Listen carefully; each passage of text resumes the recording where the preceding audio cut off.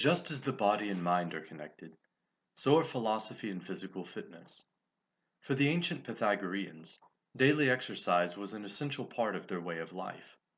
Their workouts apparently consisted of calisthenics and weightlifting. According to the literature, part of their exercise regimen involved jumping with weights. I've experimented with this concept myself, and I've created my own workout routine based on this vague description. Of course, the Pythagoreans weren't the only ones to recognize the importance of physical fitness as part of one's philosophical training. In China, Shaolin monks practiced kung fu, and in India, yogis practiced their yoga exercises. And even the fictional work, Conan the Barbarian, portrays this great Cimmerian warrior as having received training in philosophy, along with his training in the art of war. Although this is a work of fiction, I believe it reflects the culture of the ancient Cimmerians to a large extent. We find similar efforts to develop the mind and body in a balanced way among the ancient Greeks and others. According to legend, Pythagoras was the son of Apollo, and I'm sure he probably had the body of a Greek god. In the modern world, to a large extent, we've somehow lost this balance. Modern philosophers like Daniel Dennett look more like Santa Claus than Zeus, and scientists like Richard Dawkins probably couldn't do 10 push ups or run a quarter mile. And none of us really expects to hear anything particularly brilliant when a professional athlete opens his mouth. Our public schools do a horrible job of teaching math, science, philosophy, and pretty much everything else. But I think the most neglected subject is actually physical education. In my video entitled Why I'm Against Fat Acceptance, I discussed the rising obesity epidemic and how I view it as a symptom of the moral decay of Western society.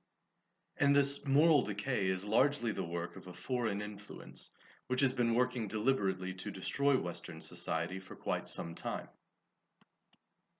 The ancient enemies of the Gnostics, the servants of the Demiurge, the synagogue of Satan.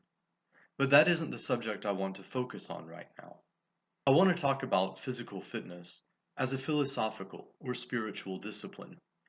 I think it's well known that exercise is beneficial to the health of the body, and even to the function of the brain, but I want to discuss it from a different standpoint. Some may dismiss bodybuilding as unimportant for the philosopher, arguing that, after all, the body will pass away, and only the soul is eternal. So shouldn't one focus on the eternal rather than the temporal? I don't necessarily disagree with this, but weightlifting isn't only about strengthening the body. It's also about strengthening the will. Bodybuilding isn't only about building the body, but about building character as well. By bodybuilding, I don't mean becoming a professional bodybuilder or taking steroids to get freakishly massive. I'd like to offer a redefinition of the word. If we think of the body as a temple, then bodybuilding is the art of building the temple. It is closely related, then, to the craft of operative masonry. The tools of the craft are different, but the work is essentially the same. And as a side note, some listeners may find it interesting to study the relationships between the geometry and proportions of ancient temples and the geometry and proportions of the human body. There's an intimate connection between the occult anatomy of man and occult masonry, which I won't go into here. But I highly recommend Manly P. Hall's work on the subject, and I'll share a link for those who are interested. Central to most religions is the idea of the mastery of the spiritual self over the fleshly impulses and desires. The carnal man is completely ruled by the flesh. Hunger arises, and he mindlessly obeys the impulse which commands him to eat. And of course, there's nothing sinful about eating. The body requires nutrition. The sin of gluttony lies in allowing oneself to be ruled by one's appetite, rather than ruling over one's appetite with the will in accordance with reason. A fat person has clearly not learned to rule over their appetite, but is ruled by their appetite. If this weren't so, they wouldn't be fat. I don't say this with a judgmental spirit, or to condemn anyone, or to make anyone feel bad about themselves. I say this to challenge people to take an honest look at themselves and choose to strive toward a higher ideal. The ancient temple builders consciously constructed their earthly monuments to mirror the stars and constellations, to bring the terrestrial into alignment with the celestial, and to make the earthly a reflection of the heavenly, as above, so below, on earth as it is in heaven.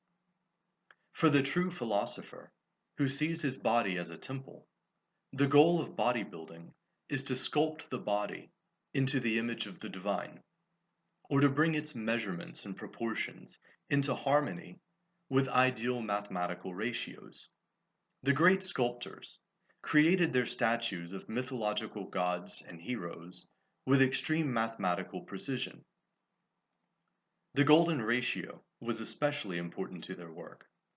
For me, bodybuilding isn't about getting as big as possible. It's about achieving ideal proportions. If you're interested, these are the ratios that I go by. It's based on a chart that was published in Muscle and Fitness magazine some time ago. I'll post a link in the description box. Keep in mind, these are for men. To calculate your ideal waist size, multiply your height by 0.447. Then, multiply your ideal waist measurement by 1.618 to get your ideal shoulder measurement. For men, the shoulder to waist ratio is the most important from an aesthetic perspective. How attractive a man's body is to women seems to be closely associated with how closely his shoulder to waist ratio approximates the golden ratio. For my waist measurement, I'm measuring the narrowest circumference around the waist, while I exhale and draw my stomach in.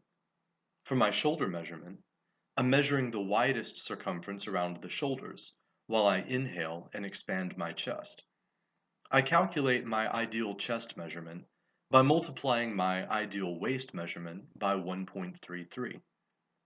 I divide my ideal chest measurement by 1.11 to get my ideal hip measurement.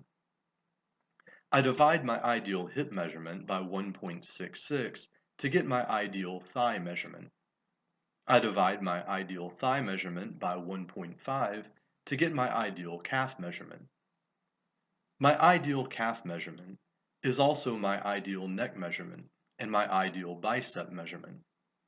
I divide my ideal bicep measurement by 1.2 to get my ideal forearm measurement. At the moment, although I don't have a perfect body, all of my measurements are within a few decimal points of my ideal measurements, and you can see the way I look in the photo, which was taken about a week ago. Looking at my own body as objectively as I can, I do find it very aesthetically pleasing. But of course, it's easy to be overly critical of yourself and view yourself through either a lens of insecurity, which magnifies your imperfections, or a lens of conceit, which airbrushes them away completely. This is why I believe it's best to go by an objective set of measurements and ratios instead of by your subjective feelings about how you look in the mirror or in photographs. Not having an objective standard to go by, a lot of guys just go to the gym and lift weights with very vague goals. They may think they want to be bigger or leaner. They may want bigger arms or a bigger chest, but if you ask them how big, they don't really know. They usually overtrain certain areas while undertraining others and end up with a very disproportionate body. One advantage to having a set of ideal measurements to work toward is that you can see where you need to focus your efforts.